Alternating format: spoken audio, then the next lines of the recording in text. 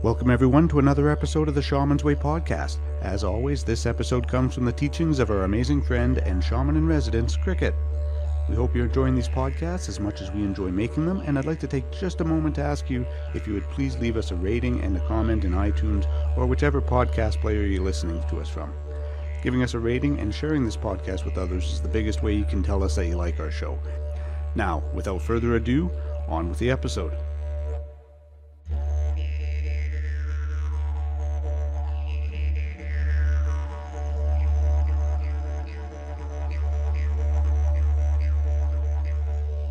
Welcome back, my constant listeners, and hello to my semi-constant listeners, and a very special welcome to my absolutely new listeners. We're going to talk today about November moons and the depth and the width and the challenge that they can represent for us. The 23rd stone of the wheel is the second moon of Mudgekiwis. Mudgekiwis is the spirit keeper of the west. This is the father of the winds. This is the freeze-up moon, and the guardian is Snake. This particular moon is from October 23rd to November 22nd. Copper and malachite and thistle all are parts of the lessons for this moon. Part of the frog clan, and if you remember, that's stone number 6, which is the water, and that is the elemental and the clan influence. It's the 11th grandmother moon in our yearly cycle. So the mineral influences for this moon, I think they help us to focus our energy through copper. Malachite, for some of us, is a good teacher for the more sensitive to all the energies. I also just love the color of malachite, and I really quite love the color of copper. Thistle is a difficult plant to harvest, obviously, because it's quite prickly. And because it is prickly, it's also a plant that is very hard to ignore. And thistle is used for both food and for medicine. Many parts of the plant are rich in minerals. For the thistle to be considered to be one of the all-purpose herb capable of healing different things that are wrong with you, strengthening the body, it's the second last moon on Grandmother Moon's journey around the wheel. In the Northern Hemisphere, we are all too aware of the coming of the longest night, December 21st. And we're reminded to focus our energy all the while, right? We have to be sensitive to the energies surrounding us. November can be a hard time for many people. You know, with Snake being the primary being right now for this particular moon, for the freeze-up moon, Snake represents that change and more change. So the stone honoring this time is placed midway between the western and the northern stones in the outer part of the wheel. The snake is a great teacher of adaptability and the capacity to silently travel to places others might fear to go. This is the position to learn how to travel between the different realms of creation, how to be the messenger to become that messenger for spiritual aspects of life. Snake taught me a lot about the extent of my own energy, my ability to be ready to shift, shape, to be adaptable, to be ready to change. I love the inquisitiveness of snakes. I like the fact that the snake is a predator, one way or another. And predators share a different perspective of truth. And the snake has keen sight, keen senses, keen ability to sense things through the skin, change tastes in the air, to feel, to see in another way, other than what we, the perceptions that we have. Snake, mysterious, secretive, medicine being, teach me and bring me balance and healing. Transmute my body without and within. Speak to the spirit that lives in my skin. When that skin needs shedding, give me rebirth. Help me send my roots deep in the earth. Each life has a purpose to mold and to make. We all need the gift of our brother, the snake. The 24th stone on the wheel is the long snow's moon, and the spirit keeper is elk, and those dates are November 22nd to December 21st, winter solstice, the longest night of the year, at least in the northern hemisphere, and summer solstice to our southern friends. It's the third and obviously the last moon of Mudjikiwis, the spirit keeper of the west. The mineral is obsidian. Obsidian for me, I love different types of obsidian. I really like the darkness, and it reminds me of the darkest time of the year. It reminds us of our ability to perceive and to mirror the thoughts and feelings of others. I love the smell of black spruce, and black spruce is associated with this moon. It is the plant spirit keeper. I love to add black spruce oil to many of my smudges, and if I am able to harvest black spruce, then I harvest it and I use the natural needles and the natural bark within my smudges. Black spruce teaches how to be soft and strong at the same time. And the elk is the spirit or the animal, the spirit kin for the long snow's moon. I love the elk. And I know I've lamented before that there are very few stories about the elk that I've been able to find. But elk not only is the transmuter and the relationship between the sky beings and the earth beings being us. It demonstrates the power of beauty, of majesty, and cooperation. This is the place of the wheel where we learn about our desire for justice and our ability to live with dualities of nature and life. The longest night of the year and the long snow's moon. The color is black, and the Thunderbird clan, stone number 7, elemental fire, and it is the last grandmother moon of the wheel. The long snow's moon, wow. If we are moving into the dark, it's not always the easiest aspect. So it gives us courage to work with our mental strength. It allows us to see some of those deepest fears we have of emotions. And it may not be that we fear love. What if we fear anger? What if we fear vulnerability? What if we fear so on and so forth? It teaches us about relationships, teaching, communication. With winter solstice, we've descended into the darkest night of the year. And in this darkness, we gather to us the wisdom of the wheel, and we reflect on the lessons of the moons preceding us. The solstice, that last night between the love affair between darkness and light, or the last night of the love affair between the relationship of the sun and the long night, or the long hold that it holds on the longest day of the year.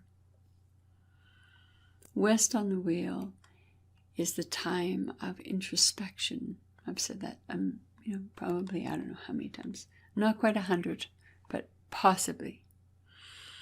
So it talks about, so west on the wheel this is that time of darkness. This is that time when the light is separating from the darkness. Light is separating from dark.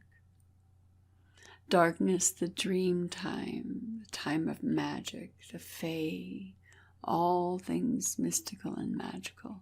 So if something is mystical and magical, then it has lived for a very, very long time. So west is that place of rumination, that place of gestation, that place of, bringing in all those little bits of the wheel that we've traveled on prior to getting here. The wisdom of the West is that eternal, ancient wisdom. It is, the wisdom of Mudjekeewis, the great bear. And as we travel north, all the stories of the great bear, the stories of the constant dreamer, the stories of the bear walking across the hemispheres, taking our dreams. The time of going within, that time of reflection, that time of that introspection. It's that time where we approach the snow on the top of the roof. We're aging. If we are looking at it from the cycle of life, it is that senior age as we move on towards our own transformation. West allows us to work more with the gift of experience. So we're seeking to bring our experience into harmony. So where we have on the west of or in the east of the wheel, so we have from the east to the south, that's bringing in the awakening, the awareness, that conscious awareness, the awakening, the making the unconscious conscious. So pulling away from the darkness and bringing something into light. And from here, from the southern tip, now we're working into that place of releasing the light and moving into darkness. So stripping away our illusions, because we've built up quite a bit of illusions living just in the light and not seeing our shadows. So as we move west on the wheel, whether it's from a yearly perspective or whether it's from an aging perspective, we really are seeking to bring our experiences into harmony. At least on paper. Sometimes it's messy. Sometimes we're just really, really human, right?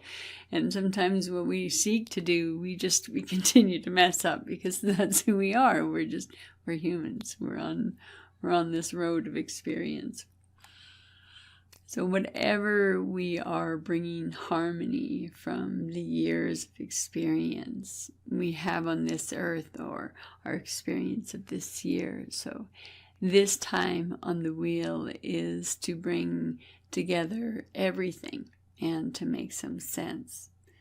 Not only are we seeking to understand the whole, but we are also at the same time seeking to understand ourselves, thereby bringing ourselves into balance and harmony. There's that constant trip from the outside the medicine wheel to that inner part of the medicine wheel. That's why it's important to know which of the stones or which of the moons or which of the elements are all related to one another. The element of the frog clan, the water, the depth, the wisdom. The element of the thunder clan, the clan of the fire, the bringing of the fire, the teaching, the rising forth, the balance, the change. Hello, Mr. Kitty. So water teaches us about fluidity, and it teaches us about non-resistance. Water shows us how to be open with our emotions as water flows around rocks and through the deepest, darkest caves. Water bends trees. It teaches us to be fluid, adaptable, and move in our own emotions. The element of holding space for sometimes competing, contradictory, and cooperative stories of dreams, emotions, feelings, courage, daring, sorrow, conscience, devotion, tranquility, intuition, oceans, seas, fae, whales, tides, rivers, streams, the unconscious, the womb, fertility, death. When water expresses great passion, it can bring with it destruction.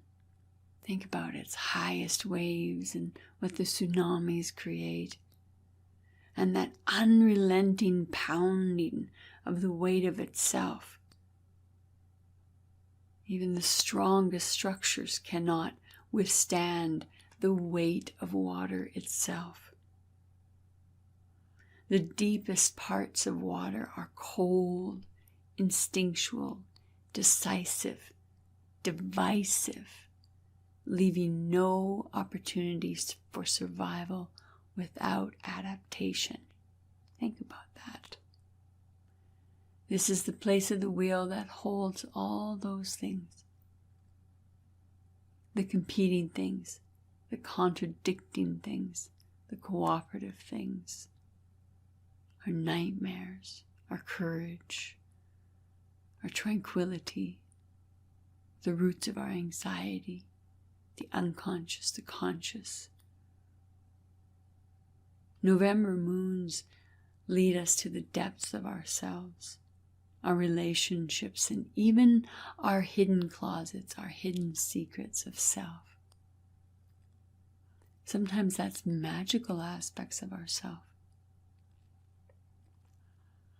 Are we capable of shedding our skins, as the snake teaches us? Skins, perceptions, burdens, old habits that we too can shed despite our desire to hold on.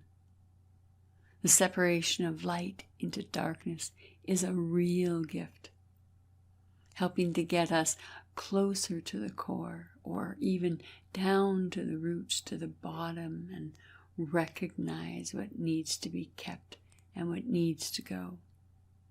These dark moons, this time of emotions, this time of the elk, this time of the snake, this time of the going within, that purging, that cleaning, that making room for something new in our lives. This is that gestation. We've harvested everything, and now we're bringing everything back in. We've all heard about this. We've all heard about letting go of our patterns and cleaning it. And I know I'm not bringing this message to you because I know you haven't. It's not like you haven't read it somewhere. It's not like you haven't worked on shedding patterns or beliefs or fill in the blank of what you wish to. As we say, let go. But I bring us back around to the dark time of the year to maybe take you a little bit deeper. This time of the year, this breath from one season passing into another. If you're fortunate enough to have seasons, I'm fortunate enough to have seasons. And at this time of the year, the time of harvest, regardless of what type of seasons you have, we all know that the leftovers from the harvest can be reborn as fertilizer. Here we have that life, death, life cycle. We can now go within and take a strong, focused look at the previous year's goals. What did you plant? What did you actually harvest? And what is no longer fresh? Can it be reused? Can it be discarded but valued nonetheless? Can we take that strong, focused, unflinching eyes look at the previous year's goals, that life, death, life cycle? I find the stillness of the oncoming darkness brings with it an intensity and a focus, or could, to my emotional climate. Where snake teaches controlled intensity, elk teaches us the ability to transform, to bring in those messages, transform them and bring them down through the antlers into the body and out into the hoofs, into the earth. South, the path of the warrior teaches us the patience and timing. Now these teachers, these moons, these two culminating wisdom paths give us directions and insights we can use to look for the hidden core influences in eventually any situation. One day we'll all be so adept we can look at absolutely everything that goes in our life and go, oh yes, la la la la, this happened because of this. Or we'll have thrown every caution to the wind and say, to heck with it, it just all happens, and we are nothing more than victims of circumstance and happenstance, or maybe the jesters of happenstance and circumstance, I don't know. But I believe that if we are given directions and insights, if we are given the opportunity to look for those hidden core aspects of ourselves, and it is journeys at this time of year that I use to focus on working from the inside out. And I also recognize this is a very difficult time of the year for many people.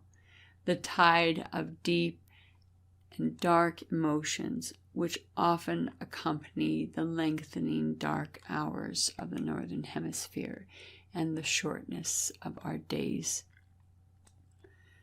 I remind you that the archetype of shadow, our unexpressed, unrealized, or rejected aspects, are well versed in each other's languages and intermixed into our own stories. So November moons, that water that takes us deep inside of this time of year and this freezing time, the time of the long snows, this time of the two types of wisdom paths, the ability to move silently, the ability to move transmutation and moving, both talk about that transmutation. And here we've come into this part of shadow. So shadow is that part of us where we're stripping away that illusions. So if we strip away that illusions, we come to those unexpressed, those unrealized, or those rejected aspects. Right?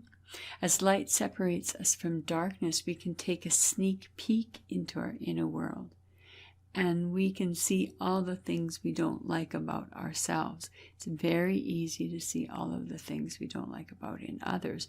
And I know many of us have been on the journey of looking deeply into ourselves and what is it we don't like about ourselves and so on and so forth.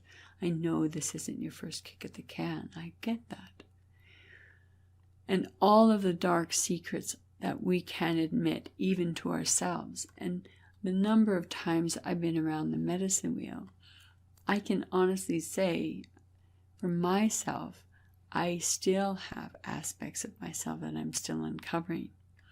And there are aspects of self which feed the behaviors that we're going to release. So it's one thing to say, I release the pattern of whatever. I release the behavior of whatever. But what is it that feeds it? What feeds those insecurities and qualities we renounced and try to root out? If they still lurk within, they're operating in the shadow world of the unconscious. We may have to look at why it lies beneath even deeper. But I would be remiss if I did not remind that the shadow can also shelter positive qualities that are hiding or that we have rejected for some reason. And we've often squeezed it into the deepest, darkest corners of ourselves. We as much need to remind ourselves that we have survived, and it is time to welcome back the forgotten, the rejected, and the needing to be rediscovered self. Lots of times I have heard people commenting on how they keep attracting the same situation, the same people, the same kind of luck. We also know that the same kind of person keeps showing up as our boss, our co-worker, even as a friend, even if we decide to leave and distance ourselves from their presence. We can continue to do that for a long time. We can leave one relationship and find another. We can certainly leave a job or a friendship or even a sibling who we have decided is causing us pain. We can continue to blame others for our negative experiences, but sometimes, and we often have in the past, we still need to muster up the courage. We still need to take another long, hard look at our own shadow. And what is it about us that creates the keyhole or a pattern, which is the right fit, the right key for somebody else, or somebody else's pattern, or is that key that fits into ours? Archetype simply means that it is typical in consciousness for everyone. Everyone has shadow. This is not something that one or two people have. We all have shadow, and a confrontation with shadow is essential for self-awareness. Self-awareness gives us the confidence to stop seeking the matching aspect of ourself, our lesson, our mirror, our key. The wheel is constantly moving, bringing with it opportunities for reflection, death, planting, rolling through the insights, rolling through the teachings that we can use to access a different perspective. The alchemist teaches, as above, so below, as within, so without, so that the miracle of the one can be established. Meaning that, this is my reflection of what it means, that which is within us will also be outside of us. Those inner states of consciousness will be reflected in outer situations time and time again. And every turn of my wheel never fails to bring me insights if I'm willing to look at them, ever searching for significant patterns, synchronicities of events and situations. The longer my wheel has turned, the deeper the grooves on my soul. Each passing gives me an opportunity to integrate the realness of the relationship between self and source. I gain glimpses and have mind-altering experiences, integrating the blending of self, becoming one with ourself. So that one for me being that source, the one for me being that from which all transcends, that one being also there in my own self. What is one of the beings, or what are one of the beings, or one of the spirits that we can work on? Whale is an integral being and spirit keeper, bringer of life, bringer of death, bringer of the ancient of all wisdoms. With whale in this time, perhaps you can journey with the whale to find and ask, what are your most beautiful emotional qualities? What you can learn from the deep, dark water that can help you shed emotional baggage. What can you learn from the water, which is dichotomous in itself, nourishing, and without it our plants do not grow, and excess of it our crops and our humans all die. an excess of salt water, and our land becomes intolerant to growth. An excess of fresh water within the salt water, the dilution of the salt water, creates a shift and a change of an ecosystem. If it can do that, what are the emotional implications and the ability to change ourselves? The November moons are a challenging time. We come through those moons, the last 2 moons of Mudjikiwis. We come to winter solstice. Okay, so it's not quite November, like we're into December, 3 weeks. So, okay, we could say this is November / somewhat kind of December moons or something along those lines. I get the irony of what I've just said. So maybe the irony is the wrong word. Anyway, I'm digressing. My grammar princess has gone off on a tangent, and anyway, coming back to self. So what would a podcast be without one freaking mess up, right? So, what do I want to say? I want to say, keep going, keep trotting on. Yeah, man, sometimes there are years you don't want to look at nothing. I get it. There are times when it's like, it's to hell with it. I've gone deeply. I'm hurting. Life has kicked me in the head and I don't know where to go. That's okay, because life can wait for us. Life can wait for us. We don't all have to be, the immersed self, the integrated self, the whole self, the blah, blah, blah self all at once, right? We can be mess ups. We can be messy. We can, go on a path and then stumble off a path, go on over here, and then we can, wander on, step over the path and wander on over here, whatever we choose to do. The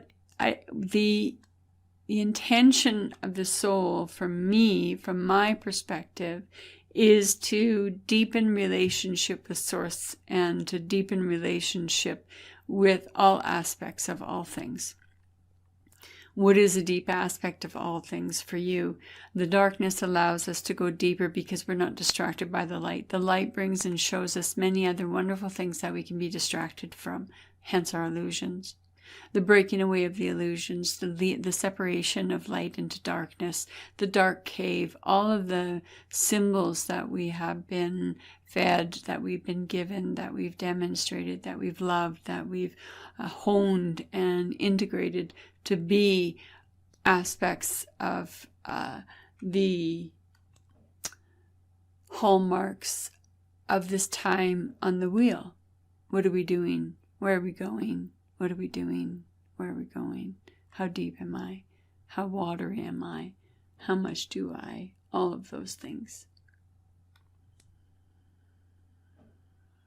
These are important times in the year, and they're important times to look at ourselves. And we're brave. We're brave human beings. We can do it. We can do it. Until next time, I note that I have a podcast coming out on December 21st, so I am very excited about that. So I look forward to spending Solstice with you. If indeed you have the time to lend me your ear that day, I know that it's a very, very busy time for many, but I love Solstice. I know you love Solstice, so, woohoo! Anyway, I will let you go, and thank you for your kind attention. Thank you for giving me your ear. Thank you for giving me your time. Thank you for giving me, laughter and inquisitive questions and deep questions, and for sharing some of your deepest aspects with me. I do appreciate it. And until next time, I'm Cricket. This is a podcast from Shaman's Way, and I look forward to hanging out with you around the microphone and your speakers another time. Bye. Thank you again for joining us here on the Shaman's Way podcast. If you have any questions, would like to make a request for a future episode, or if you're looking for other shamanic resources, including free drumming tracks, please visit us at shamansway.net. Until the next episode, be well, everyone.